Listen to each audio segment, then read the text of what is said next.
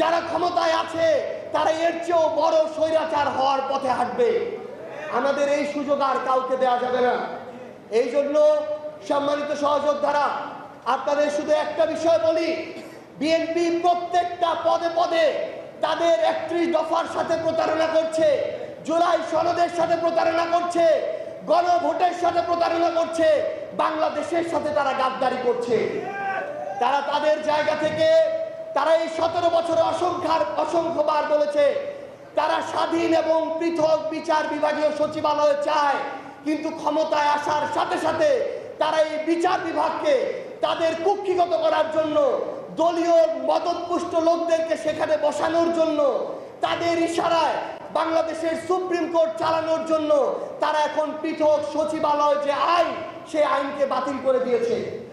একদিকে তারা স্বাধীন বিচার বিভাগের আইনগুলো বাতিল করছে, আরেকদিকে তারা রামিসা হত্যার দ্রুত বিচারের নিশ্চয়তা দিচ্ছে। এর চেয়ে বড় ভণ্ডামি আর হতে পারে না।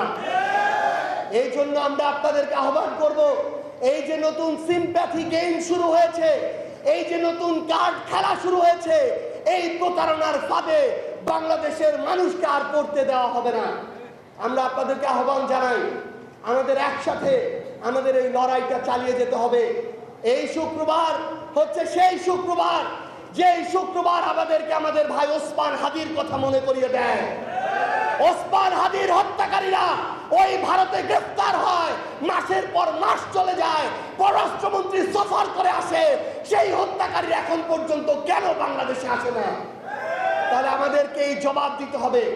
মাননীয় প্রধানমন্ত্রী জনাব তারেক রহমান, আপনাকে এই জবাব দিতে হবে, কেন এখন পর্যন্ত গ্রেফতার হওয়ার পরও ওসমান হাদির হত্যাকারীরা বাংলাদেশে আসে না, তাদের বিচার হয় না, তাদের রায় কার্যকর হয় না। আমাদেরকে আমাদের কণ্ঠস্বর উঁচু রাখতে হবে, কারণ আমরা আমাদের ভাইদেরকে আর নেগোসিয়েশনের বলি হতে দিতে পারি না। বিএনপি যদি তাদের সময়ে মৃত্যুদণ্ডপ্রাপ্ত আসামি শেখ হাসিনাকে বাংলাদেশে ফিরিয়ে এনে তার রায় কার্যকর না করে, ওসমান হাদিদেরকে তাদের বিচারের মুখোমুখি করে তাদের ফাঁসির রায় কার্যকর না করে, বিএনপি যদি মনে করে এগুলো করে তারা পার পেয়ে যাবে, বিএনপি এগুলো করে পার পাবে না।